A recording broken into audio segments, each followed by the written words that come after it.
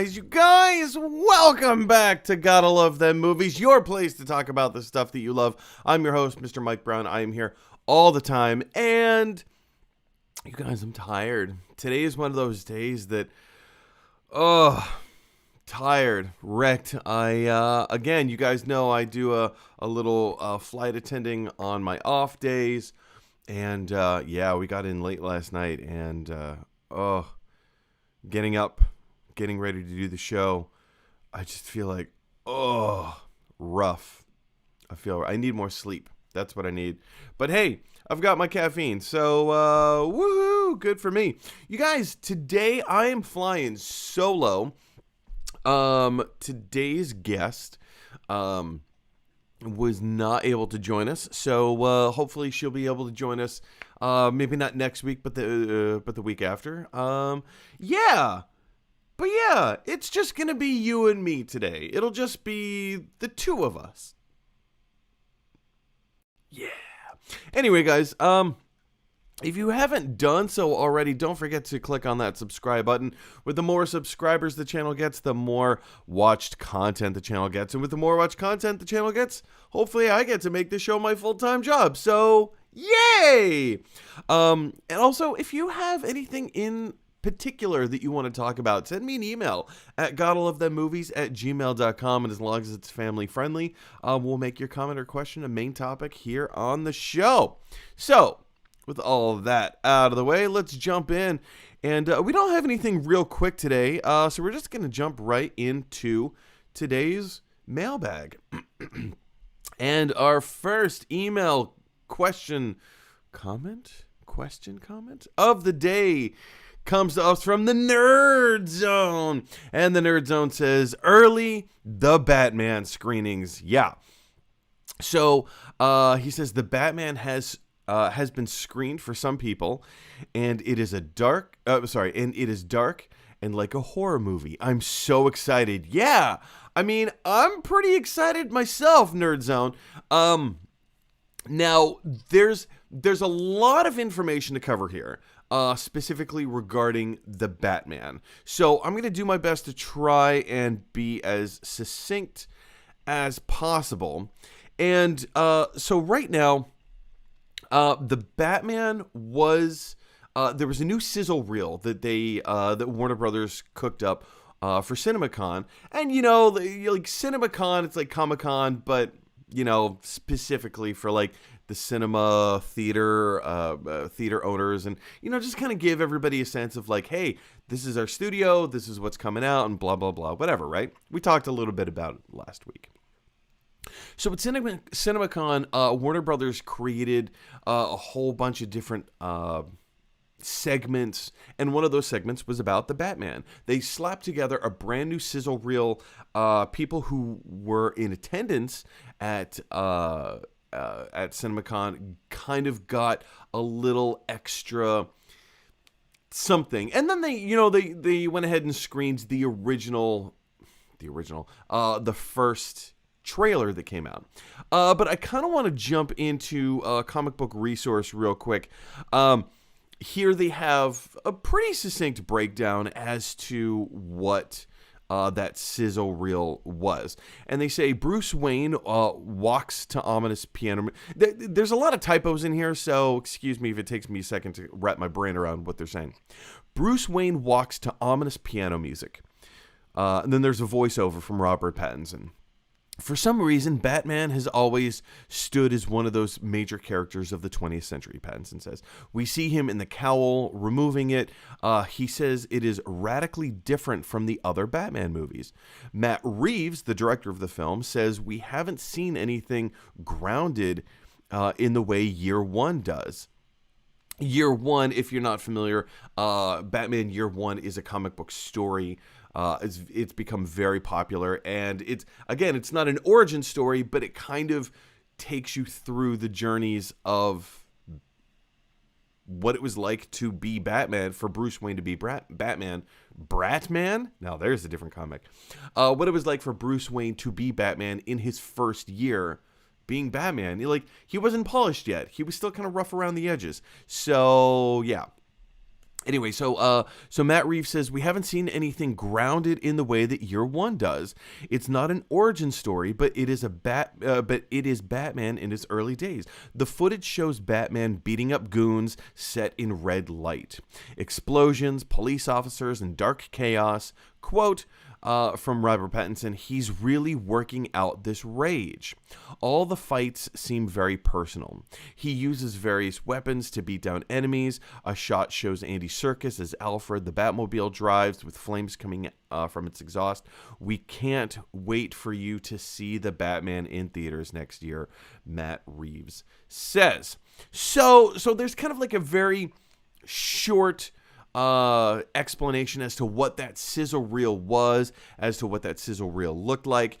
But then, and people were kind of like, it looks kind of dark, looks obviously dark and gritty. Don't forget, it looks dark and gritty, right?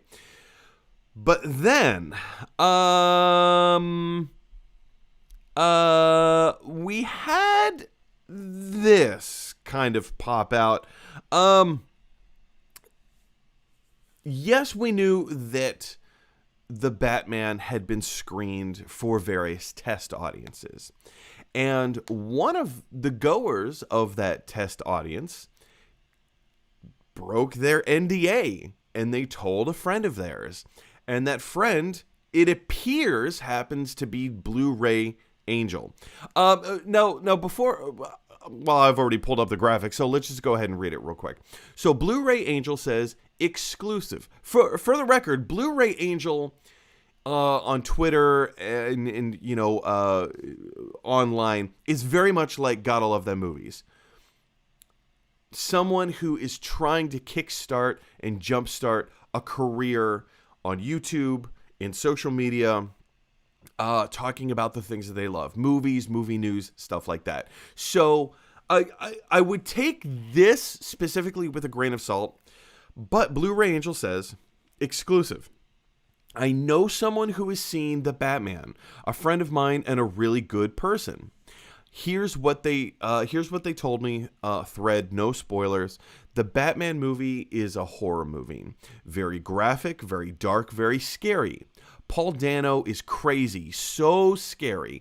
I loved every second. Of course, there was a little colorful language of which I blurred out a little bit. But yeah, so let's just go ahead and assume that all of this is true. A Blu-ray Angel has a friend, and this friend has seen the in its entirety. Also, to note, Blu-ray Angel says that they saw, the cut that they saw of the Batman is 3 hours long. Okay, so I have a few ideas. I have a few thoughts on this. First of all, as someone who has gone to, quite a few of these, not premieres, but like pre-screenings, a 3-hour cut of the movie is not unheard of. It's not the finished cut. This, if it's a 3-hour cut, there's a very good possibility, a very good chance it's going to get cut down to maybe 2.5 hours, maybe 2:15. Right? It's most definitely going to be over the 2-hour mark.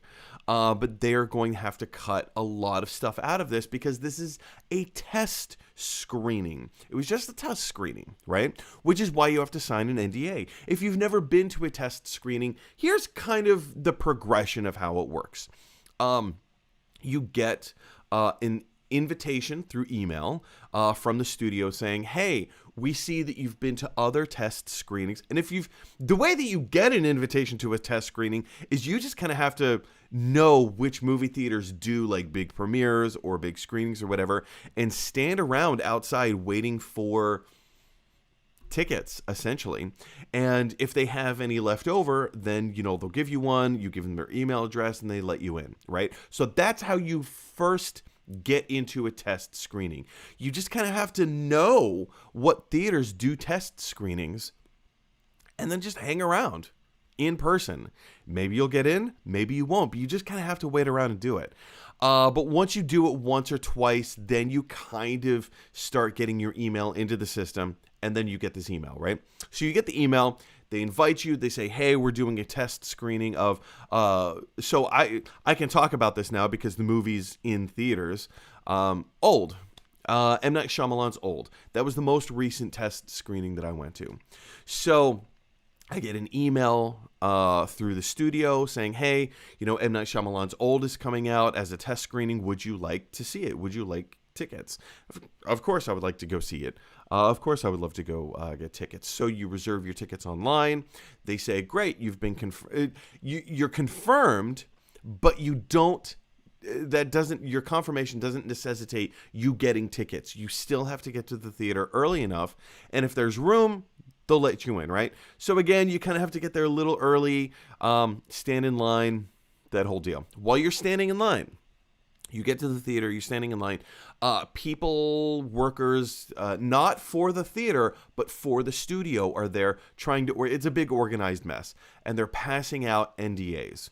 Now, an NDA, if you're not familiar, is a non-disclosure agreement. Basically, every NDA is a little different, but essentially what it means is we are going to let you see the movie. It's not finished. We still need to hear feedback. We still need to do some tweaks, tighten it a little bit, cut stuff out, add stuff in. We need to mix the audio. We need, like, the graphics are still unfinished, stuff like that. So if it's like a Spider-Man movie, sometimes the rendering of, the CG might not be where it would be if it was, coming out in theaters, like for the masses. So you go in with this understanding that it's not the finished product. The other part of the NDA is that you can't tell anybody. You have signed a legal document that you can't tell anyone that you've seen the movie. Well, I guess you can't tell people that you've seen the movie, but you can't tell anybody anything about it. You can't say whether you liked it. You can't say whether you disliked it. You can't say anything that happened. You can't talk about anything that isn't already in the trailer. You can't talk about it. You just can't talk about it. You can't give any kind of review, any kind of reaction, nothing. All you can say is, and even, technically you can say, yeah, I saw it, but even then, sometimes you can't even say that. And with the movie, like with Old, who cares? Yeah, okay, yeah, I saw the movie. Nobody cares. The stakes are low. But with a movie like Batman, I am certain, I am absolutely certain that it was written into that NDA agreement. You can't even tell your friends that you saw the movie. You can't. You just can't. Because it's the stakes are too high. Too many people are going to try and break you. They want to know. And the more people talk to you, the more you're going to let this slip and that slip. And then before you know it, you've grossly broken your NDA.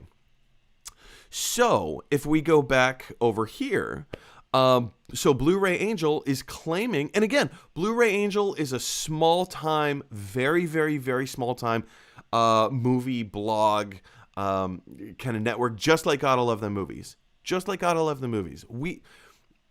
I don't break stories because, I have a few people I know some people in the industry, but not anyone like that high up, right? So whoever Blu-ray Angel's friend is, I guarantee you, Warner Brothers is going through all the NDAs, because if this is true, if this is to be believed, what Warner Brothers is doing right now is they're going through all their NDAs. They're looking at all the friends that Blu-ray Angel has online, everything that's public knowledge, and they're cross-referencing it with people who have signed NDAs. They're looking for people who live in very specific geographic areas. They're looking for people who have friends in common and, so on and so forth, blah, blah, blah, stuff like that. Warner Brothers wants to know who said this. And legal action, I guarantee you, legal action will be pursued privately. It's not going to be public knowledge unless, Blu-ray Angel starts, saying more stuff of like, oh, my friend who saw the movie is now getting sued by Warner Brothers, stuff like that. So even then, it unravels a whole cacophony of legal ramifications, which is Blu-ray Angel's fine. Blu-ray Angel didn't do anything. Blu-ray Angel is just reporting on something that their friend said. Again, if this is to be believed, I have no reason to think that it is not true. It's probably true. It honestly, very well, probably true. So all of that, let's just take that kind of with a grain of salt. But if this is to be believed, the Batman movie is a horror movie. Very graphic, very dark, very scary. Paul Dano is crazy, so scary. I loved every second. Let's just take it for its surface. Remember, you guys, this is not the finished product. It's not the finished product. But it sounds awesome! This sounds awesome! Do you remember when Doctor Strange came out? 2016, I believe? And it was being directed by Scott Derrickson, who is a very well-known horror filmmaker. And we were like, wow, we're going to get our first horror movie in the MCU. And even Kevin Feige was like, oh, yeah, it's definitely going to have a strong horror vibe to it. And we're like, this sounds so cool. I don't like scary movies, like the horror genre by and large. I'm not put off by it, but it terrifies me. I love the idea of scary movies. I love, reading the synopses. I just can't watch them because they scare me too much. But, the idea that a Batman movie can traverse genres and also become a horror film, and it's very dark, and it's very scary. Yeah, that's what I want.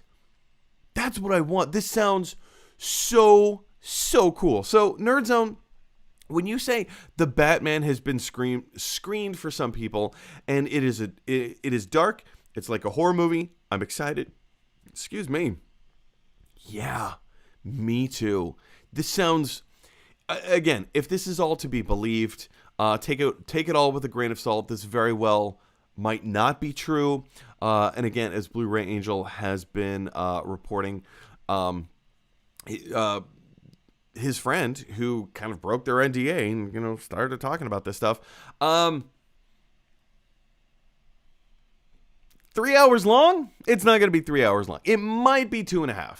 It might be two, and I'll go so far as to say, yeah, it's probably going to be a 2.5 hour movie, 2.5 hour long film. It's not going to be 3 hours. It just most definitely is not. But yeah, does this get me excited? This gets me very excited. Again, take it with a grain of salt. Is it to be believed? Probably, but again, temper expectations. Like, none of this has been vetted, none of this has been verified, but it definitely sounds like, I guarantee you, Warner Brothers is most definitely going to be looking into this thing. But you guys, I want to hear from you. What are your thoughts about all of this stuff? Even like the sizzle reel that came out at CinemaCon, like, people are talking about, hey, I got to see Andy Serkis as Alfred. Hey, Zoe Kravitz as Catwoman looks awesome. It's hard to put all that stuff into context, because while they may look great, they may look awesome, again, we haven't seen the finished product. I mean, Blu-ray Angel's friend supposedly has seen the finished product, but I mean, if all this is to be believed, dark, scary is when I hear that, I hear like psychologically scary. I don't hear like It Chapter 1, It Chapter 2. I don't hear The Shining. I don't know, maybe a little touch of The Shining. Who knows? Maybe a little touch of The Shining. But, your traditional horror film, scary movie, I don't see it in that kind of a vein. I see it more in the vein of like, this character is scary. I would not want to meet this guy in a dark alley, kind of scary, right? Like Fallen, like how Fallen was scary, right? It's not a scary movie, but it has this kind of like brood to it. Oh, man. Yeah, so I was very much looking forward to seeing it. If this is to be trusted, if this source from Blu-ray Angel is to be trusted, yeah, this is, it's getting at me. It's getting at me in a good way. So, but like I said, I want to hear from you guys. What are your thoughts? What are your feelings? Where does this sit with you? Let me know down in the comment section below. All right, guys, next up in our Gotta Love Them Movies mailbag, another email from the Nerd Zone. And Nerd Zone says, Warner Brothers CinemaCon panel, people also saw the first look at Matrix Resurrections. And with that title, the film is going to be bad. Resurrections has been a subtitle, a subtitle for bad films. Anyway. They showed a trailer of Keanu Reeves with his classic John Wick style hair. You didn't say hair, but that's what everybody's talking about. With his classic John Wick style hair. And he was taking the blue pills and was referred to as a Thomas from the first Matrix. That's the only bit of detail I'm going to give you. You can look into this more, but sadly, Lawrence Fishburne is not returning as the legendary Morpheus. Yeah, I know. Again, I'm a big Matrix fan. There are a few films in my past, in my history, that have really jumped out at me and just blown me away. Jurassic Park, first and foremost, everybody knows this. Dead Poets Society, just, the inspiration that is Robin Williams. And in the context of that story, where the stakes are so high, and it's so meaningful. The Matrix. You guys, so Matrix came out in 1999. I first saw it because in my family growing up, we were not allowed to watch R-rated movies. We were not allowed to watch PG-13 rated movies. Since that has changed. That has changed since. But at the time when The Matrix came out, there was no way I was ever going to be allowed to watch this movie. And then Thankfully, when I was a senior in high school, so this is year 2000, so like the next year after the film came out, somebody rented it, and we were all in, like, because I grew up doing band, and there was like this big band retreat. It was like an overnight retreat kind of thing, but like in the high school. It was weird. Anyway, so it was this huge co-ed party where we're all just kind of like in the band room watching The Matrix together on this huge television. And when I say huge television, I mean it was like a 24-inch screen. It was a relic of the 90s. It was what it was. But like that's what you had at the time, and we were so invested, so engrossed. And many of the people had already seen the film. This was the first for me. I was riveted. It blew me away. It totally blew me away. So my expectations for Matrix 2 and Matrix 3, admittedly, quite high, as were everyone's, right? So then we got let down. I mean, Matrix 2, the first half of the film was epic. It was so cool. It was great. You were like, whoa, you were really expanding the universe here. And then we get into the second half of the film, and it just does a nosedive right into the ground. Some people may disagree with me on that. Was it Revolutions? Was that the... I can't even... I don't know. It doesn't matter. But now we're getting The Matrix 4. So we know its official title... is... Why is my webpage looking like this? Let me try and change this real quick, you guys. So we know that the title of The Matrix 4 is The Matrix Resurrections. At CinemaCon, again, people got to see a brand new trailer for it. They kind of got, a new idea as to like what, maybe a quick idea as to what the story is going to be. There's a brief breakdown here in this article at Deadline. Let me just jump into this real quick. The trailer begins with Neil Patrick Harris talking to Keanu Reeves' Neo in a near future San Francisco. It appears that Neo is trapped in a humdrum world, much like his first self in the 1999 movie. He's just not getting his surroundings. So as Neo is sitting in oh man, what did I do? There we go. He's sitting in the chair, in his therapist's chair. Keanu Reeves, as Neo, says, "Am I crazy?" And of course, Neil Patrick Harris responds by saying, "We don't use that word in here." Keanu Reeves comes in contact with Carrie-Anne Moss's Trinity in a cafe. He says, "Have we met?"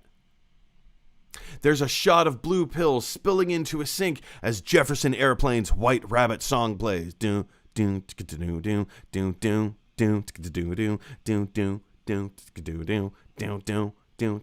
doom. Then a shot of Neo distorting into an old man in the mirror. A young Morpheus tells Neo, "Time to fly," handing him a red pill. Then a lot of jumping, a lot of twists in midair, karate, and all the acrobats we'd expect from a Matrix movie. And that pretty much seems like that is the vast majority of what this trailer was. Now, this trailer was an exclusive to CinemaCon. So I don't think that we're going to be getting the same trailer that everybody saw at CinemaCon. If we do, it's not going to be for a few months. I'm sure they'll drop it on the Blu-ray or like the special features on the digital release. But yeah, I think for the first teaser, if they don't drop this as a teaser in the next few months, they'll come up with something different, right? They'll come up with something new. So, Nerd Zone, to your point, anytime that you have a movie that is subtitled, you have the title of the movie, The Matrix, Resurrections. There's something about a movie being subtitled Resurrections that just has a negative connotation, right? We look at Halloween, Resurrection. we look at Alien Resurrection. Not great movies. Not great movies. I'm sure there's plenty of other examples of like films being called Resurrection. I know they did like Passion of the Christ 2, The Resurrection, which like the Passion of the Christ was a culturally, it was I don't want to say it was a turning point in like the religious community, but like where I grew up, Passion of the Christ was the thing. That was like the movie. If you didn't see that movie, you were missing out. Guess what? It was rated R, so we were missing out. But all that is to say, like, I don't know. What's in a title, right? What's in a title? The title of a movie means very little.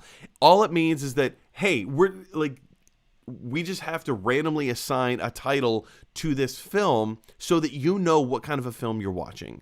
It's called The Matrix. Okay, great. We know what The Matrix is, so it's another film in the Matrix series. It's called Resurrections. Okay, great. I guess it means, a coming back. Something happened to put you there, and now you're coming back. So whatever that means, whatever that looks like, because that is essentially a resurrection. A resurrection is a coming back to its former self. So we know that there's, based on the title, there's going to be a Neo coming back to his former self kind of idea. And based on the synopsis of what we just read from people at CinemaCon, I don't know, reactions to that small, tiny little teaser, and I can't imagine that teaser lasted more than 30 seconds based on the description that we just read. I can't imagine it's any more than 30 seconds, but so far it's been testing well. It has an overwhelming positive, well, I don't know if overwhelming is the right word, but it does have a positive reaction overall. An overall positive reaction. But again, like, it doesn't necessarily mean anything. It doesn't mean the movie's going to be good. It doesn't mean the movie's going to be poor. It's a title. But historically, the Resurrection title isn't the best. Now, is Lana Wachowski maybe going to try and, reclaim the word resurrection? Maybe. But I'll be honest, Matrix 2 was a bit of a stinker. Matrix 3 completely sucked. And now we have a film coming out called Resurrection. And that just, it doesn't bode well for me. But again, who knows? We'll just have to, wait for the film to come out. We'll see how it goes. Guys, I want to hear from you guys. What are your thoughts of the title, Matrix Resurrections? Also, what are your thoughts on the synopsis of the sizzle that they dropped, right? Or excuse me, not the sizzle, but the teaser trailer that they dropped at CinemaCon, which was a CinemaCon exclusive. We didn't get to see it unless you were actually there. So all we can do is sit down and read the synopsis and hear the reactions of those who actually were there. Does it get you excited? Do you think it's going to be better than we thought? Do you think it's going to be worse than we thought? Where does this sit with you? I want to know your thoughts down in the comment section below. All right, you guys, we have one last bit of news to cover. And by news, I mean email. And our last email comes to us from the Nerd Zone. And Nerd Zone says, documentary recommendation. This is really cool, you guys. If anybody on your channel wants to watch a documentary on Netflix, I have a recommendation. This documentary is about a famous painter, Bob Ross. This documentary talks about his series, and he had a short series on PBS. This documentary talks about his series and his life from the viewpoint of his son, Steve, and his many friends. This also talks about his private life and the battle of the rights to the Bob Ross name between his business partners, the Kowalskis, and his son, Steve. It's an interesting documentary. Please give it a watch. An interesting documentary is a bit of an undersell, my friend. Bit of an undersell. So when I initially, excuse me, I have to turn on the air conditioning. It is getting quite stuffy in here. My apologies. Yeah, so when I first got your email, Nerd Zone, I read it and I'm like, you don't have to explain Bob Ross to me. I grew up with Bob Ross. Bob Ross played, I don't want to say a big role in my childhood, but definitely a present role in my childhood. I don't exactly remember how I was introduced to Bob Ross. I want to say it was through my brother. But I was very young. I must have been around like 10, something like that. And I remember coming across this thing and just thinking like, why would I want to watch somebody paint? This seems like the most boring. As like a 10-year-old, this just seems boring. Why would I want to watch this? But it was one of those things that, have you ever eaten something that is so distasteful to you? And you say, that was weird, that was gross, but I feel compelled to try it again. And then you taste it again, and you're like, no, it's still gross, but I just need to do it one more time.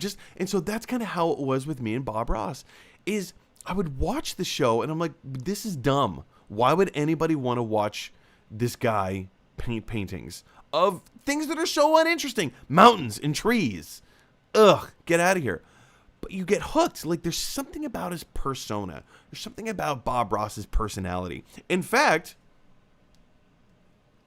this is how much I love Bob Ross, right? I've had my Bob Ross pop up here for a while. Totally forgot about that, actually. But yeah, Bob Ross, I really came to love, like, as a child. And whenever he was on, my brother and I would just sit down and watch the show. Maybe not for hours on end, but we would watch maybe 2 or 3 episodes in succession. We'd just sit down and, oh, Bob Ross is on. Yeah, can't think of anything else we want to watch. Ninja Turtles isn't on. Spider-Man isn't on. Let's put on some Bob Ross, because it was always on PBS. Yeah, so what I didn't know, what I was not necessarily aware of, was all of kind of the background stuff going on with Bob Ross. You know, you watch his show, and he's constantly positive, and he's putting out positive energy and positive vibes, and trying to find ways to eliminate negativity, not just from his life, but to other people's lives, and trying to inspire other people. He's such a happy guy that you just don't stop and think about the negativity or the hardships that came from his life. And I don't want to go into all the spoilers of the documentary. Like, for anybody who wants to watch the documentary, please go watch it. Please go watch it. I don't want to give too much away, but, you know, as Nerd Zone points out, Bob Ross had some business partners called the Kowalskis, and it's kind of a double-edged sword, right? Because one part of the argument is that Bob Ross never would have reached the height of fame and notoriety that he did if it wasn't for the Kowalskis. The other side of the coin is that they were a little underhanded. And they, you know, again, as Nerd Zone points out, fought for his name. And, you know, his son Steve, I always knew that Bob Ross had a son named Steve. Steve was on the show every now and again. Like, whenever Steve would paint a painting instead of Bob Ross, I changed the channel because I didn't want to watch Steve. I wanted to watch Bob Ross. But yeah, like, that kind of stuff, you don't stop and think about, like, the toll, and to see and to hear the stories. And also, tiny, it's not really a spoiler, but it's a small note about the documentary, is that, you know, previously we mentioned the Kowalskis, his business partners, who were a little underhanded, to put it mildly. There was a lot of people in Bob Ross's life, directly, tangentially, whatever, who refused to make an appearance in this documentary out of fear that the Kowalskis would retaliate against them. They didn't want to say anything, either positive or negative, about Bob Ross, because they're afraid that they're going to say the wrong thing and the Kowalskis are going to come after them. Who are, like, what? Hank, what? And again, everything's legal. I don't want to say everything's on the up and up, but everything's legal. it's very shady, and their business dealings were very underhanded. And I'll let you guys watch the documentary to kind of see this for yourselves. But to see and hear this story about Bob Ross's son and his legacy, and to have the name and to have essentially the mantle be passed down from your father, and you can't use it. It's such a fascinating story, you guys. It's such a fascinating story. I can't recommend this documentary enough. Especially if you are a Bob Ross fan like myself. So if you've seen the documentary, I'm interested to hear your thoughts. If you haven't seen the documentary, are you a fan of Bob Ross? What are you expecting? What would you like to see from this documentary? I'm interested in hearing your thoughts. What are they? Jump on down to the comment section below. All right, guys, that brings us to our live questions portion of the show. So let's jump in. You guys have been firing in live comments and questions all show long, so let's jump in and take a little live questions now. It's alive! It's alive! All right, you guys. You have been firing in some live comments and questions all show long. Now, full disclosure, last week, we had a whole bunch of comments, as you can see here from the Nerd Zone, that we didn't have time to get around to. Like the show was running a little bit long. I've been trying to shorten up the show just a little bit. In the past, we've been doing 2.5 hour, 3 hour shows.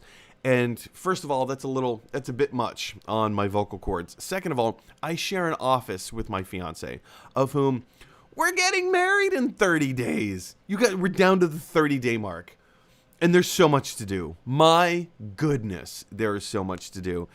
I as a side note, if you'll indulge me, I spent, 4 or 5 hours yesterday just emailing people back and forth and answering questions and trying to get clarity on this and that and the other, and trying to get this snakehead to talk to this snakehead, and I have to be the intermediary. Woof! And I did such a minuscule portion of what needed to be done. But because this kind of stuff takes so long to do, I felt such a sense of accomplishment. But it was such a small thing. I literally answered one person's one question. And it took me 5 or 6 hours to do that. And I'm like, why is this so hard? Anyway, planning a wedding has so many unexpected twists and turns to it. You're welcome. Anyway, so all of that is to say, there were some things that last week, some comments and questions that we didn't get around to talking about. So I want to cover those first. And then once we finish, then we'll jump into today's live questions. So here, first and foremost, Nerd Zone says, because again, last week we were talking about the new Spider-Man No Way Home trailer that just dropped and kind of breaking it down and analyzing it a little bit. So carrying off of that energy, Nerd Zone says, if I could rank Spidey relationships in the movies, MJ, Mary Jane, then Gwen Stacy. I love the Tobey films and I don't like the Andrew films, but the Peter and Gwen relationship was amazing, and so was how it ended was also amazing. Yeah, so I mean, obviously, Mary Jane is the most prominent figure in Spider-Man's life in terms of romantic relationships, right? Spider-Man has been in multiple different relationships. My personal favorite was with Silk, because we all know how much I love Silk. Silk is one of my favorite Spider-Man characters in the Spider-Verse. She's stronger than Spider-Man, she's faster than Spider-Man, and she has natural the natural webs. She doesn't need web shooters to attach to her arms. Just like Tobey Maguire in the Sam Raimi films, she can just out of her skin, right? Out of her arms. It's and she just looks great too. The red mask around. She's just Cindy Moon, man. Cindy Moon. Anyway, I digress. But yeah, Mary Jane is the quintessential Spider-Man girlfriend, even though Gwen Stacy was Spider-Man's first love. So Peter Parker was in high school. He was dating Gwen Stacy. Mary Jane took notice of this and was like, "Oh, hey, Tiger." Gwen Stacy's like, "Are you flirting with my boyfriend?" And Mary Jane's like, "Why would I do that?" "Hey, Tiger." You know, that whole thing. But you're right. The way I love... how do I explain this? The Amazing Spider-Man 2 did not get very good reviews. However, I really enjoyed that movie a lot. I thought it was really good. I understand what people are talking about with the resurrection. See what I did there? Of Green Goblin and giving Spider-Man one more villain to fight. Like, yeah, that was a little contrived. I get it. It would have been better had it just been Spider-Man and Electro. Sure. I kind of liked it for what it was. I like Dane DeHaan. He's a great actor. And I actually really kind of enjoyed seeing him as Green Goblin. That was kind of interesting. But yeah, I also really like Jamie Foxx's portrayal of Electro. I thought it was really cool. I was into it. A lot of people didn't like it. A lot of people thought it was really silly that he just disapparated into an electrical socket. I thought it was I thought it was clever. A lot of people didn't see it that way. The ending of the film comes when it's kind of a mashup between what happened in the kind of an homage to the Green Goblin. So again, if you're not familiar with what happened in the comics, Green Goblin has a bus full of school children. He's standing on top of the Brooklyn Bridge, right? And he's got a bus full of school children dangling from one hand, and he has the love of his life, Gwen Stacy, dangling from the other. He says to Spider-Man, "You can only save one. Who's it going to be?" And he drops them both at the same time. And so Spider-Man, thinking he can do everything and save everybody all at the same time, he jumps into action, swings into action. He saves the school bus full of children, and he's like, "Hey, I have an extra 30 seconds, or I don't know, maybe an extra 5 seconds, whatever." So he thwips. And he catches he catches Gwen Stacy. He's like, "Ha ha! My webs have caught her." But when Gwen Stacy's body, like with gravity and kinetic energy, when she reaches the end of the proverbial rope, like there were webs, whatever, right? Her body. How do you put it? Like her body's just kind of like. Right? And her neck snapped. And she died instantly. And it was horribly tragic. Horribly tragic. Because here's Spider-Man, the guy who thinks that he can do everything, having just lost his Uncle Ben. It was his fault. Now, it's also, in a way... I don't want to say it's Spider-Man's fault that Gwen Stacy died. We're spending way too much time on this one comment, right? We have to move on. But like, wow, how tragic is that? It's not his fault. It's 1,000% Green Goblin's fault. But he blames himself. And Nerdzone, I'm sorry, I'm going to wrap this up real quick. Nerdzone, you'd previously sent me an email saying what Marvel comic books should you check out and get into. Spider-Man Blue, written by Jeff Loeb and illustrated by Tim Sale. Spider-Man Blue. Without giving anything away, it deals with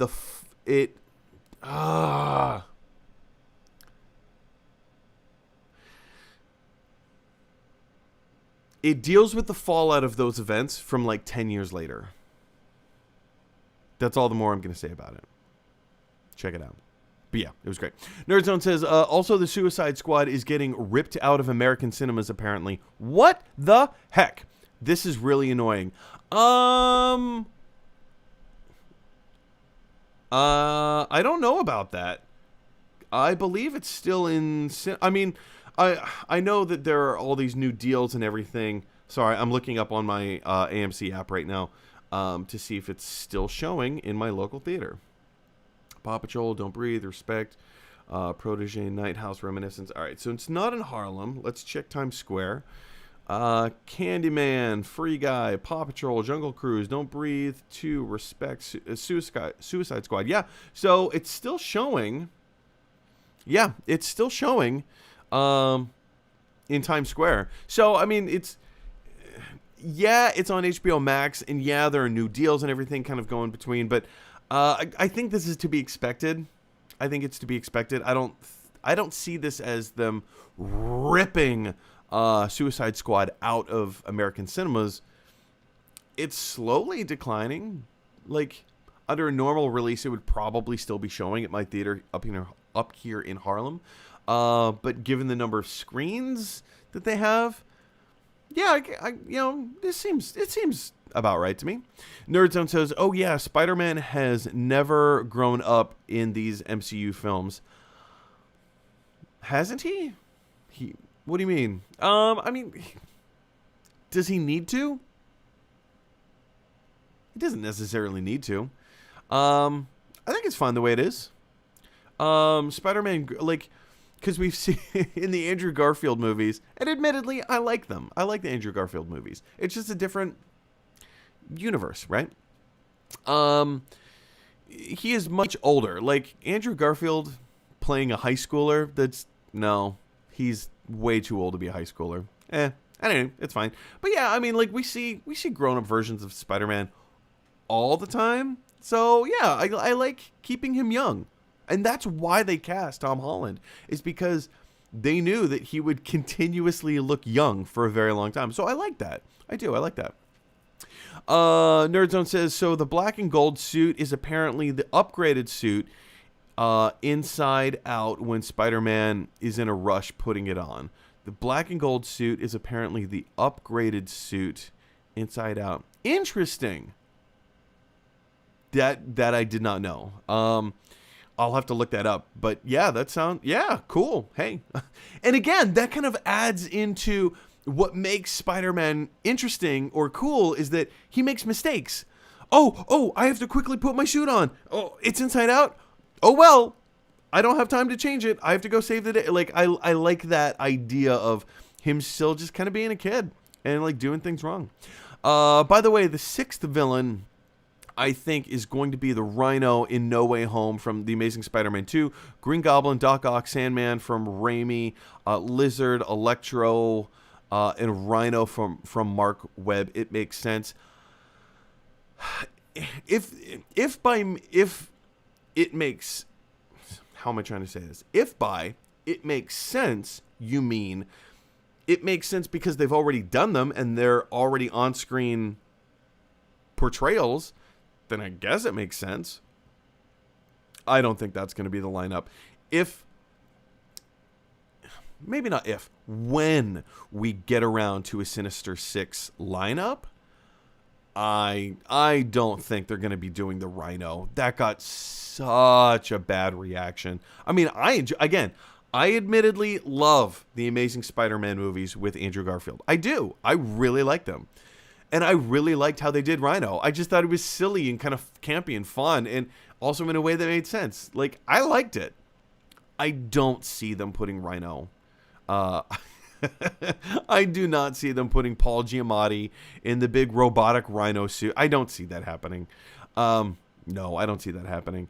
I haven't heard anything about Sandman making a transition into these films. I don't see it. The Spider-Man 3 movie, I think, and Sony realizes this, and Marvel realizes this. Spider-Man 3, directed by Sam Raimi, did not do very well. Maybe it did okay financially. It did okay. Didn't do great, but it didn't do bad. But universally, people did not like that movie. Across the board, people did not like that movie. So, I mean, I don't know. Maybe it's all speculation because we don't have anything to go by. Nerdzone says, Mike, if we get a multiverse Sinister Six, you have to make a video bowing to me when you see the film. If there isn't, I'll make the vid bowing to you. If there is, I'll make a vid bowing to you. Yeah, I mean, like, I'm sure it's going to happen. I don't know if it's going to happen in No Way Home. It might. It very well might. I'm not saying it's not. I'm dubious of the types of characters. Because we know that Sony is ramping up in their own Sonyverse, right? They're really starting to get very serious about creating their own... I don't want to call it a Sinister Six, but in a way, I mean, we already have 2 Venom movies. Venom is arguably a villain, or in his start of his own film, he's an anti-hero. We have Morbius happening, and we know the Kraven the Hunter is looming in the background. So they're becoming very, very serious when it comes to making their own Sony Spider-Man villain universe. The multiverse is looming, so I see that as a stronger connection as opposed to just like bringing back the Rhino or bringing back Sandman. That's kind of, but yeah, man, if you know, I 1,000% will bow to you, sir. If that is the case, I have no problems with that. Nerdzone says that bomb is from the Raimi films. Someone compared the bombs again. Yeah, so in last week's video, in last week's breakdown, I talked about the possibility how the pumpkin bomb that makes an appearance in the Spider-Man No Way Home trailer might actually belong to the Hobgoblin and not necessarily the Green Goblin. Is it the Green Goblin? Probably. It probably is. I'm just saying, if you know anything about the Hobgoblin, he's a thief, and he ripped off the Green Goblin. He stole the costume. He stole the glider. He stole the pumpkin bombs. He stole the face mask. He's like, granted, he's orange and not green, but he ripped everything off. And he kind of created his own persona that he ripped off from the Green Goblin as the Hobgoblin. So if Ned Leeds, Spider-Man's best friend, comes face to face with a multiverse version of himself, it's not that far of a stretch of the imagination to think, oh, the Hobgoblin could actually be making an appearance in this film, with you know, Jacob Batalon playing the Hobgoblin, maybe a multiverse version of himself, where he ripped off all the stuff from Green Goblin, because that's who the Hobgoblin is. He ripped it all off. So when you say that the bomb is from the Raimi films, yeah, I totally believe that. Even if it is the Hobgoblin, it would still be the bomb from the Raimi films, because he's the Hobgoblin. He rips people off. Anyway, all right, let's see. That's not what I'm looking for. Hold on. Hold, please. Hold, please. All right, someone compare the bombs. Okay, here we go. There is proof. The science teacher from Far From Home and Homecoming said Tobey was in it. Also, someone posted an image of an action figure of Tobey Maguire's Spider-Man, and another account posted a picture of them buying it at Target.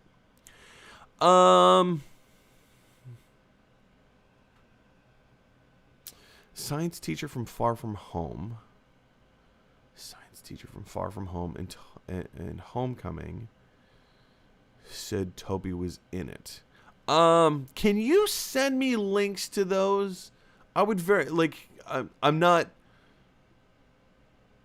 Yeah, I would very much like to see what you are talking about, because I haven't seen anything like that so far. So if you can find those links or photos, can you please email me those things? Nerdzone says, I hate that Mysterio idea. I think it would ruin the film.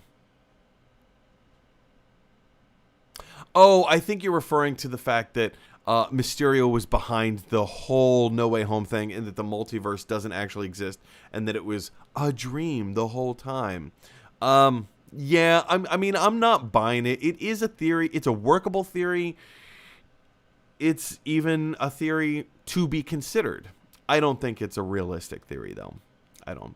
Nerdzone says, I've seen Ghostbusters 2016. I watched it when it was in cinemas. Yeah, I mean, it's a fine film. It's not great. It's not what you want Ghostbusters to look and feel like, right? Yeah, so, it was fine. Definitely worth a watch. Worth checking out. It's not a bad movie. It just, it doesn't hold up to the other Ghostbusters. It's a completely different thing. Nerdzone says, I watched Superman the movie for the first time, and now I see why people love Superman. Now I want to read Superman comics. Right? My personal favorite, my favorite Superman movie, period, is the animated Superman Unbound, where it's Superman versus Brainiac, and it's just so good. I love the art design. I love the animation. I love the colors. I specifically love the colorization of that animated film. Now I want to watch it. Now I'm like, I really want to watch it. It's a really good movie. My second favorite Superman movie is the one with Brandon Routh, Superman Returns. Again, the art design, the colorization. I love the character of Clark Kent, Superman, Kal-El, as portrayed by Brandon Routh. I thought he did an excellent job. I really did. I totally understand. I'm going to give away the ending of the film here, so whatever. I totally understand why people hate the ending, because Lex Luthor creates an entire continent in the Atlantic Ocean made of kryptonite. And how does Superman save the day? He goes into the ocean underneath the continent and he lifts it up and flies it into outer space. Something that should be physically impossible for Superman to do. It's an entire continent made from kryptonite. So how is Superman able to use his powers around, like, when he's on the continent or under the continent or around the continent? He shouldn't. It should kill him. Being on that continent should kill him. And it doesn't. So I get it. I understand. But if you're willing to let that one thing go, and I get it. It's a big thing to let go. It's a huge thing to let go. I get it. And there's no epic fight scene at the end. There's no epic, like smash down between Lex Luthor or Superman. But everything, like, I love the story of that movie. I love the emotional stakes. That's how you make a Superman movie. What are the stakes to against the Man of Steel? I love it. I absolutely love it. But yes, to your point, the original Superman movie with Chris Reeves, directed by I can see his face in my mind. Richard Donner. Oh, such a great movie. The Donner cut of Superman 2 is much better than the original cut of Superman 2. Superman 2 is, like, it's cool. I like it. It's a little back and forth. It's disjointed because ultimately it was directed by two different people. But yeah, the original Superman film of You Will Believe a Man Can Fly is true. It's great. I love it. By the way, my Spidey-obsessed uncle turned into a 5-year-old fangirl when he watched the trailer, and my grandma is excited. You know, No Way Home is going to make money when your grandma gets excited. So, yes. To that point, yes. But also, additionally, Spider-Man No Way Home, the trailer for Spider-Man No Way Home, broke all kinds of records on YouTube. It is the most watched video on YouTube in a 24-hour period. It crushed Avengers Endgame. I think Avengers Endgame was something like 195 million views in 24 hours. That's a lot. Or maybe it's, no, it was I think it was 295 million views. I think it was 295 million views in a 24-hour period. But Spider-Man No Way Home did 325 million views in a 24-hour period. Just totally crushed Avengers Endgame. So I think that's, there's a lot of stuff going on. I think we're thirsty for more superhero stuff. We're thirsty for more MCU stuff. Black Widow was good, but it wasn't amazing, you know? It didn't have like these huge stakes. And also, you go into Black Widow knowing she dies. Black Widow dies. So it's a fun adventure movie. It's fun. It's a fun movie. But it's not progressing the story of Black Widow because we know that she dies in Avengers Endgame. So, but yeah, Spider-Man No Way Home. Yeah, and when your grandparents are excited to see something like this, I think it's going to do very well. I think it's going to do very well. And they're holding on to their December 17th release date, which Christmas films traditionally do very well at the box office. So yeah, again, we're just going to have to wait and see how this performs at the box office. But I think it's going to be pretty good. Let's see, where'd we go? Okay, so we're almost at the end. The My Little Pony thing is a joke, just banter. I was joking because it was My Little Pony. It's my way of joking. Sorry if you aren't used to that type of humor. I can get quite dark at sometimes. Oh, yeah. Yeah, no, you're fine. Honestly, I think from last week, we took that a little too far and like, yeah, I don't think there's anything wrong. Yeah, so, yeah, I totally get what you meant by that. When it comes to stuff like that, I don't know. And I think that's one of the things that I'm trying to do with my channel, specifically on this channel, is that I want to promote positivity in terms of like what is okay. Like everything is okay. Like you can be a brony and that's fine, or you can. I don't know. Yeah, you understand the spirit of what I'm trying to say. Like, to quote Almum, or to quote Moses from last week, I don't want to yuck on anyone's yum. So, but yeah, you get it. It's fine. No worries. No harm, no foul. Nerdzone says, see, nothing wrong for a Paw Patrol movie for kids, but I don't remember little Timmy asking for Kim Kardashian. It's like making a Peppa Pig film with Piers Morgan. That is my opinion. No, I mean, you're exactly right. Little Timmy is not asking, oh, mommy, I can't wait for Kim Kardashian to voice my favorite character. That's not a thing. But I do, like I explained last week, I do understand how if Kim Kardashian wants, like, she's a mom, she's been a mom for a while, she probably wants to start doing some stuff to, like, tell her kids, like, hey, look, I got to do this really cool thing that you are into, something that you like. So that's kind of cool, first and foremost. But also, Paw Patrol's kind of a great project for her because she's not an actor. She's not a voice actor. I mean, she is now because she's done the Paw Patrol movie, but, and I guess she's not a trained actor. Let me put it in those regards. I'm sure she can hit her mark. I'm sure she can say her lines, stuff like that. But an actor, she's not. And if she wants to break into the business, something like Paw Patrol, which is very little stakes, very, very, very low stakes, it's a great way for her to dip her toe into the business and start small and just eventually work up her stuff. But yeah, same thing. Piers Morgan in a Peppa Pig film. Nobody wants to see that. Or no, sorry, nobody asked for that. But if that's what he wanted to do, I mean, it may not be a bad thing to get him in there.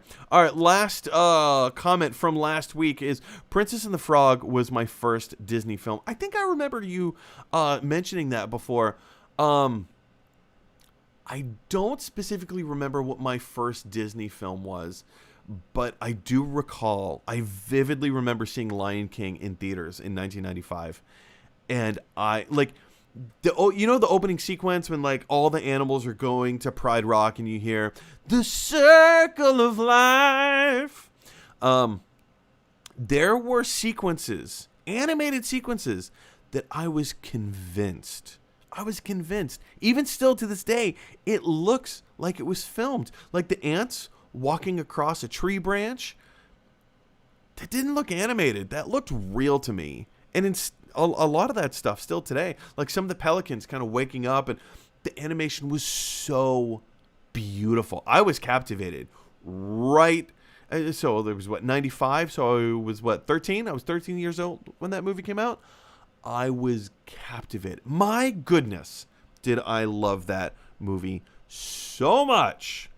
So much. All right.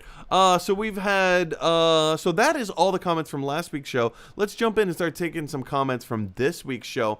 Nerdzone says, I was a bit annoyed to hear about the Batman test screening, thinking we could get the film earlier, but I understand it is COVID and we don't want a Spider-Man film and a Batman film out at the same time. Yes, exactly. Whenever you have two massive blockbuster films, or potentially blockbuster, because Batman and Spider-Man respectively are the biggest IPs of their brands, right? Of DC, Batman's the moneymaker. He's the number one. He's the one you want on your marquee. Same thing with Spider-Man. Traditionally, Captain America and Iron Man and the Hulk and all of those other characters play second fiddle to the character of Spider-Man, financially and in terms of popularity. It just is what it is. Batman has the best rogues gallery in the DC universe. Spider-Man has the best rogues gallery in the Marvel universe. They're great characters. They're compelling characters. They're characters that everybody can see themselves in and as a part of. And yeah, those are two movies that you don't want competing against each other at the box office.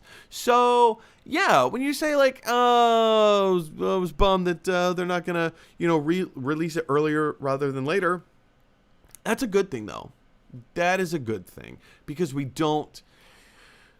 They're still not finished editing the film. They're still not finished in post-production. So you don't want to rush it. Spider-Man No Way Home has had its time to perfect the final cut of the film. So again, yeah, with Batman, you don't want to rush it. You don't want those two IPs playing at the same time, because we want both of them to succeed. I don't want one to succeed over the other. I want them both to succeed, because that only means better content, more content in the future. It totally does. Nerdzone says, also for any Lego nerds, just like the Batwing we got last year from Tim Burton's Batman and the Batmobile, get prepared for a UCS Lego tumbler for the price of $250 and a mini one for $50. Oh, I'm not sure if that's in pounds or dollars, but I'm just going to go ahead and say that that's in pounds. My goodness. Huh. That could be really cool. But yeah, that Tim Burton Batmobile. Oh, it's beautiful. I almost bought the less expensive one. And I should have. It was in a vending machine in the airport in Orlando. This is like a year and a half ago, something like that.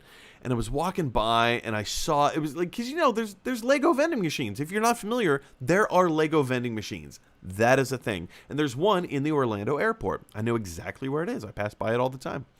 And I just stopped and I looked and I was like, wow, there's like a Batmobile in there for like $30. I kind of want to get it. And I thought to myself, you know what? Let me sit on it, because I don't know if it's one of those impulse buys or if it's something that like I actually really want. So I sat on it, gave it like a week and a half, and I thought, you know what, I really do want it. So I picked up another trip. I went down to Orlando and I went back to the vending machine and it was gone.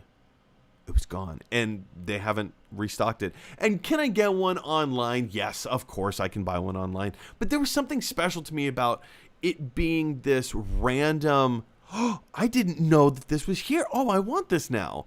And I want it. It's just that connect. It's part of the story, right? It's part of the story as to how I acquired the thing.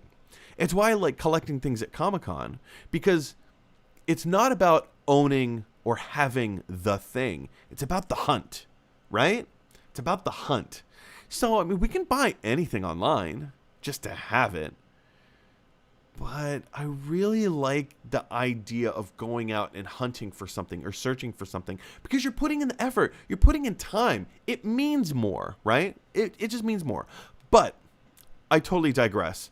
The Lego tumbler, ooh, that would be really cool. That would, because I do love those Chris Nolan films. Nerdzone says the mini one with characters, Batman and Scarecrow are designed for children, and the 250, I'm gonna say pound one, designed for collectors with Batman and the Joker. Ooh, yeah, I would really want that Batman Joker one. Oh man. One of these days. After the wedding. After we pay everything off, then I'll probably have a little bit of money to just throw around. But yeah, after the wedding, you know it, man. You know it. Nerdzone says someone actually went to see a movie at the cinema and saw a Batman trailer. It was the same one from last year, but it ended with 2022 instead of something 21. I'm guessing 2021. Yeah. So, and then you say it's actually a YouTube video you can watch. Yeah, I mean the trailer's been out for a while. It looks. Oh, I know what you're talking about. Yeah. At the end of the trailer that they originally released, it has the question mark, then a 0, then a question mark, and then the number 1. As to like, it's the Joker. The Joker has a question mark. We all know it's coming out in 2021, so it's like a subtle nod to the Joker, who he is and what he does. Yeah, I got that. But yeah, you're saying that the new updated version is it says 2022. Is what it is, is what it is. It's not to be unexpected, with all the delays and especially the Delta variant. And there's a new variant out now. Supposedly it's not spreading as rapidly or as harshly or as deadly as the Delta variant. So the COVID vaccine is actually helping a lot in that regard for this other strain. But yeah, I mean, like with all this stuff happening, pushing the Batman back to 2022 is that's to be expected. I mean, that's not the craziest thing in the world. Nerdzone says it's actually a YouTube video you can watch. Yeah, I'm sure it's all out there. He says, I agree with you on the 3-hour thing, although The Dark Knight Rises was 2 hours, 50 minutes. I mean, maybe. Dark Knight Rises was, in my assessment of the situation, probably the least well-regarded of the 3 Chris Nolan films. It may be one of the more financially successful. Now I have to look this up. How much money did Dark Knight Rises make?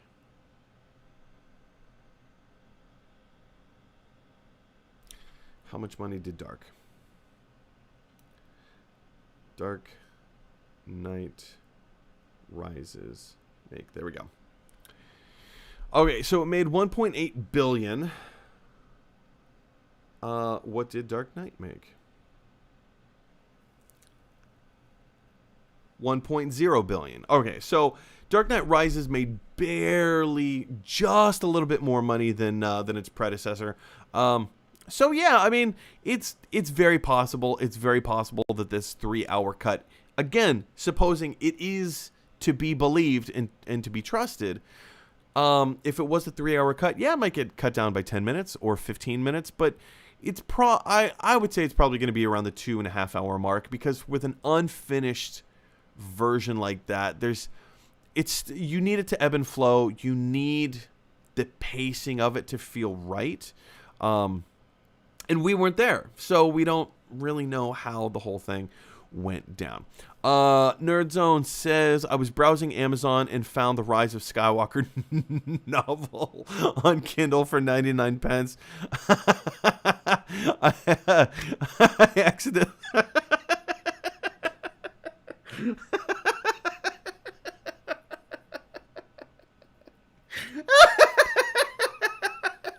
I'm sorry.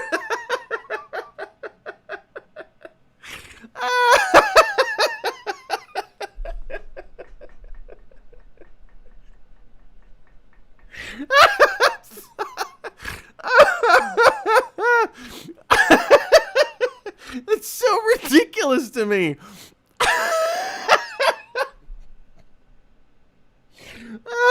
I'm sorry. It's so stupid.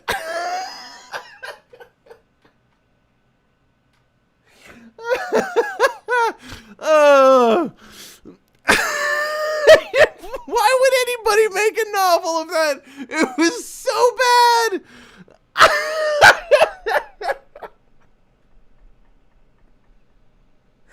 Oh,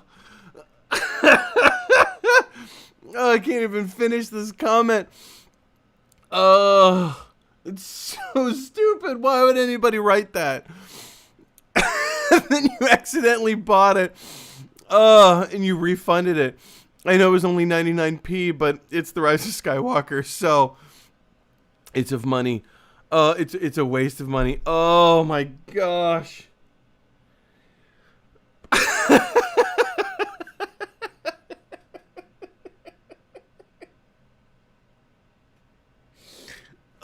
I'm sorry. That was wow. Wow. I'm glad you got your money back, because you're right. 99p is a waste of money. Oh, man. I can't believe that. Why would anybody write a novelization of that stupid movie? What blew me away when I was little was the original Star Wars trilogy. It means so much to me. And when Luke looks up at the twin suns, gets me happy. And Star Wars just makes me want to be happy. I think, yes. So at its heart, at its core, Star Wars, I dare say Dune, Harry Potter, my goodness. It's just, there's so many examples out there of the hero's journey, right? So many, Lord of the Rings. The hero's journey is, I guess you could even, to a certain extent, kind of say Wolverine, maybe not in any one specific story, but just more as a character, right? You have this person in extraordinary circumstances, an ordinary person thrust into extraordinary circumstances, and they need to go off, and it's now, the fate is in, other people's fate is now in their hands. Sorry, I'm still laughing. My sides hurt from laughing so much from that Rise of Skywalker. My goodness. But yeah, the heart of Star Wars is hope. It's hope.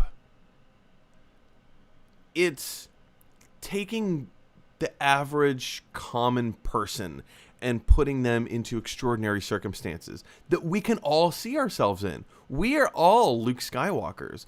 Like, I especially connect with Luke Skywalker. We all want to be Han Solo. Let's be honest. We all want to be Han Solo. But the vast majority of us are Luke Skywalkers. We are the people who just live ordinary, humdrum little lives, but we hope. We want to have that grand adventure. We want to be the Bilbo Baggins.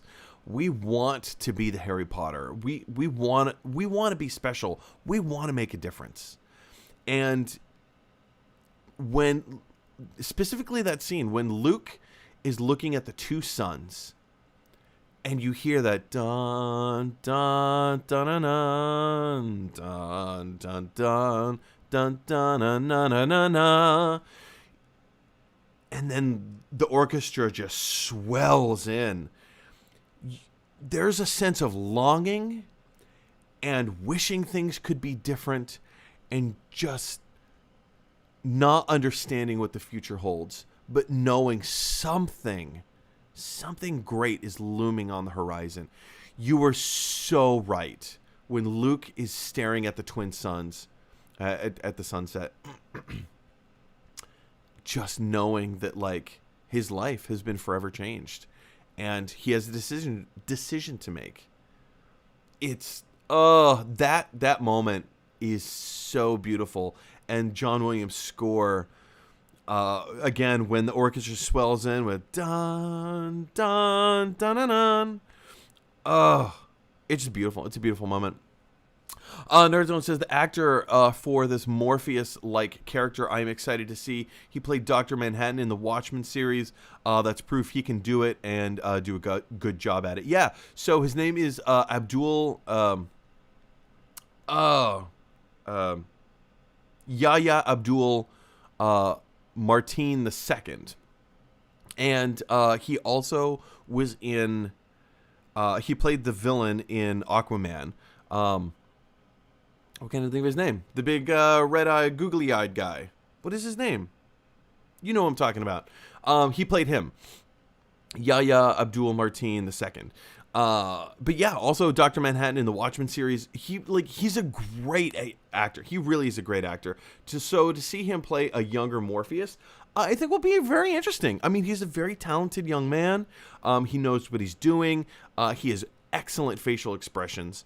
And Redacted 83, if you're watching Redacted 83, you say John Boyega, I will raise you a John Boyega, and I will see you with a Yahya Abdul Martin II. You're welcome. Nerdzone says, also, I've seen A New Hope more than any other film. I know exactly what the characters are going to say, and A New Hope is the film I watch with my granddad all the time, and every time I quote the film. I do the same thing with Jurassic Park. Jurassic Park is the one movie that I've seen more than any other movie. In fact, when I was a kid, my mom got all up in my business, and she's like, hey, you need to start setting your goals for your life. You need to figure out where you're going in life. You need to set goals. And I'm like, goals. What's a goal? What kind of goal should I set? And I didn't quite understand. Here's the thing.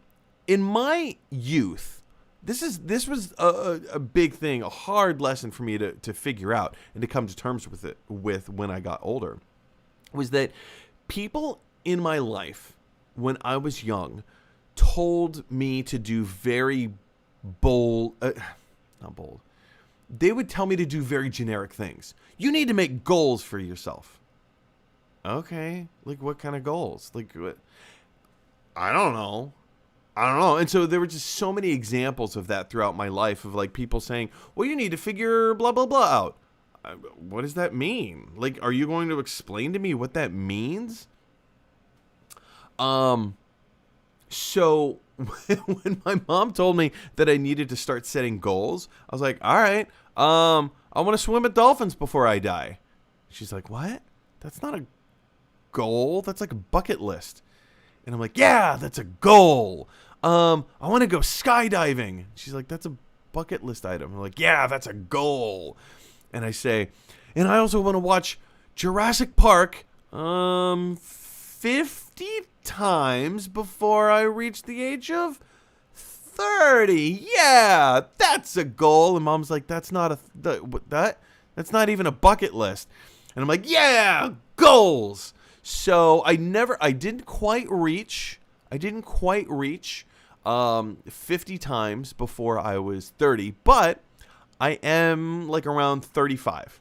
I think I've seen Jurassic Park around 35 times, something like that. Give or take. Ta-da! But yeah, like I know what you're talking about. You know what the characters are going to say just before they say it. And you're so intimately familiar with the story that means so much to you and has brought so much inspiration and light and love into your life. You just want to share that with other people. And again, to this day, I'll watch movies with Kim that she's never seen before, and I'm quoting along with the movie, and she's like, Mike, and I'm like, oh, I'm sorry. Oh, I love it so much. Nerdzone says, message retracted. He gets mad and doesn't want to watch it anymore. The next films we are going to watch are the Spider-Man Raimi films. We both got giddy about the trailer, so we have ordered the Blu-rays. Yeah! That's what I love to hear. And I love to hear that you're having these experiences with your grandparents, specifically your granddad. I know how meaningful this is to you. So Nerdzone, allow me, if you will indulge me for a moment, let me get personal for a second. My father passed away 3 years ago from cancer. It sucks. My father and I never connected on a level as what it appears, Of course, I don't know you personally. I don't know your granddad. I don't know your father. All I know are the stories and little examples and things that you share with me on YouTube. Cherish every moment, man. Cherish every moment. Keep building memories. This was a bit of advice that was shared to me by a friend of mine who lost her mother. And she grieved so hard from it. I don't want to. I'm not saying this to try and bring the tone down a little bit. Let's get real, but like, just when you're in these moments, when you guys start watching the Spider-Man movies, if you have clarity of mind, in the middle of the film. Maybe when Doc Ock is like raging the bank and throwing bags of money at Spider-Man against the wall, Spider-Man is playing, can't hit me, with the bags of money.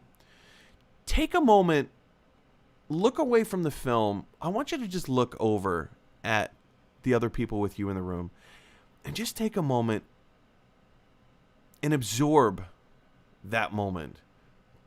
Allow that moment to like burn itself into your memory.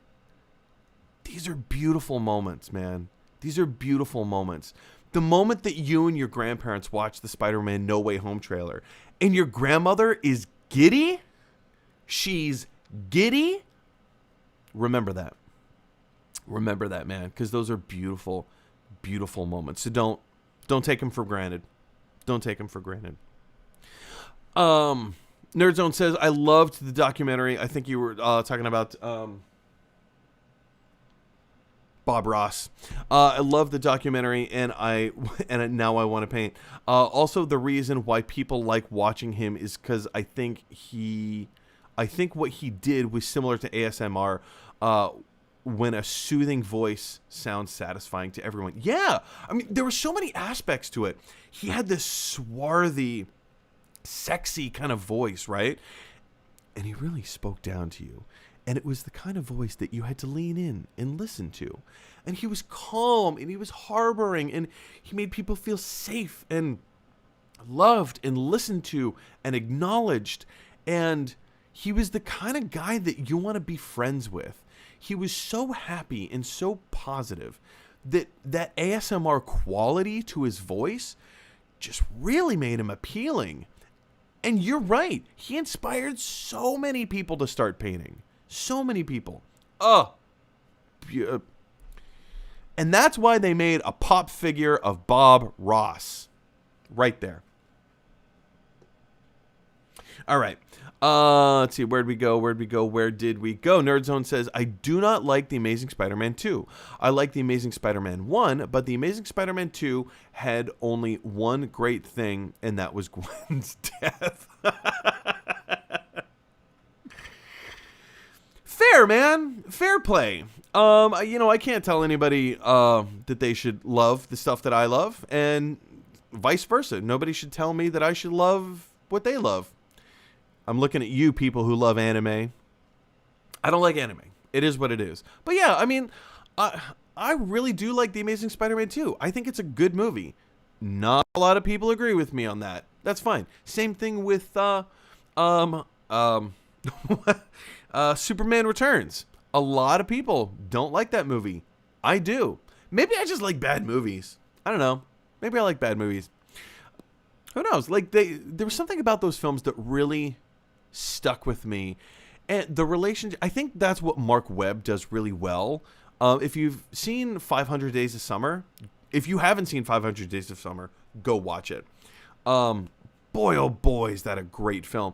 And what Mark Webb does really well is explore relationships and really develop those into something that becomes believable and interesting and something that becomes inspiring even.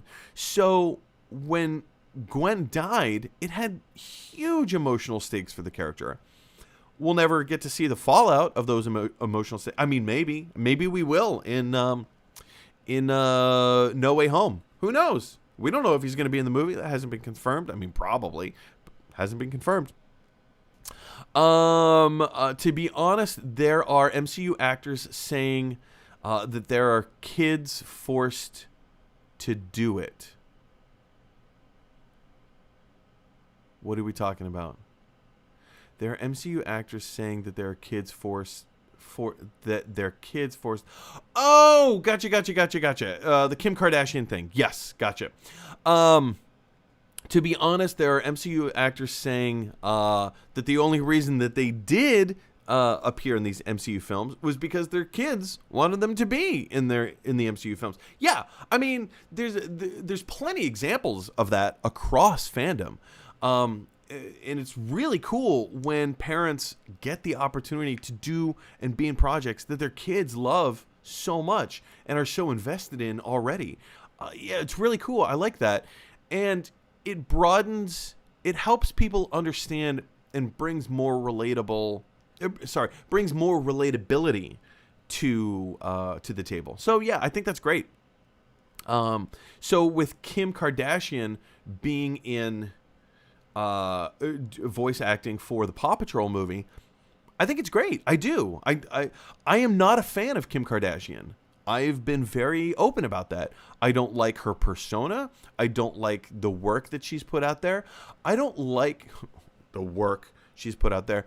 I don't like the idea of people being famous for the sake of being famous. You're famous because you're a socialite. What does that mean? What does that mean? Well, why is that a thing? I don't like that concept. I very much do not like that concept. But it is what it is.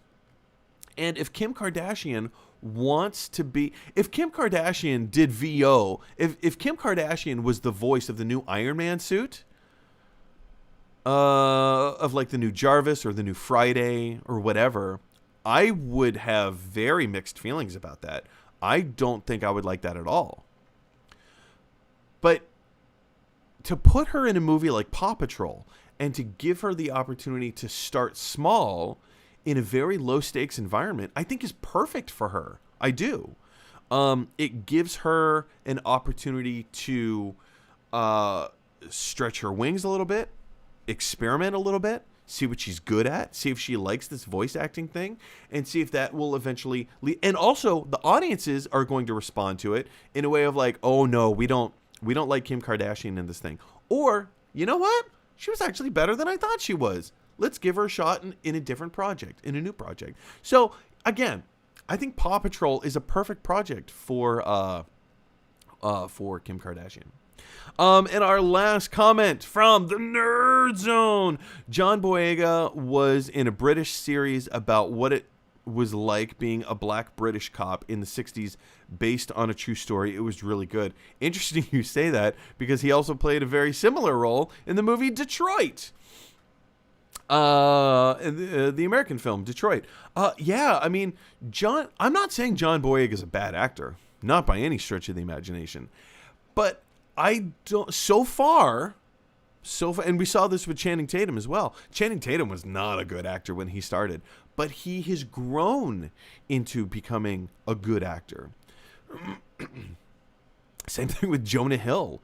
Jonah Hill, now a 2-time Oscar Award nominee, was the kid from Superbad. That's what people knew him from. He was the kid from Superbad. So, I mean, I'm not saying that people can't grow into becoming a good actor. But so far, from what we've seen from John Boyega, I wouldn't necessarily call his brand of acting Oscar-worthy level. I wouldn't call it Oscar-worthy level. I would say Yahya Abdul-Mateen II's acting is on its way to becoming... I think it's closer to Oscar level, or like I keep saying Chadwick Boseman. Chadwick Boseman was Oscar nominated. Like, he is great. He's fantastic. John Boyega, he's a good actor. He's a solid actor. I just think there's people who are better. Not me. I can't act like that. I act like an idiot. That's what I act like. Anyway, you guys, that brings us to the end of today's show. Thank you so much for being a part of the show, especially Nerd Zone for giving us pretty much everything that we talked about today and having this discussion, bringing this stuff to our attention. If you haven't done so already, please, if you like this video, click like. If you really like this video, click subscribe. And if you really, really like this video, click share, because that is exactly what, let's go with Yahya Abdul Martin II would want you to do. You guys, we live in a weird, crazy world where everyone has their own thoughts and opinions, and sometimes those thoughts and opinions clash. So if you have an opportunity to infuse just a little bit of kindness into the world today, please, I implore you, take those opportunities. In the words of Bill and Ted, be excellent to each other. You guys, over the next few weeks, next week I will still be doing a show. The weeks leading up and immediately after the wedding, which is October 1st, shows might become a little spotty. So the week before, the week before October 1st is September. The week before. So the 29th, September 29th, which is in 4 weeks from now. I will not be doing a show on September 29th because I need to prepare for the wedding. I'll be getting married in 2 days from then. But the weeks leading up might be a little spotty, so just be on the lookout. Everything should be fine for the next 3 weeks. But if they aren't, I will give you a heads up. I'll let you know what's going on. I'll try to give you as much advance notice as possible. Anyway, you guys, that's it for me. I will see you next week.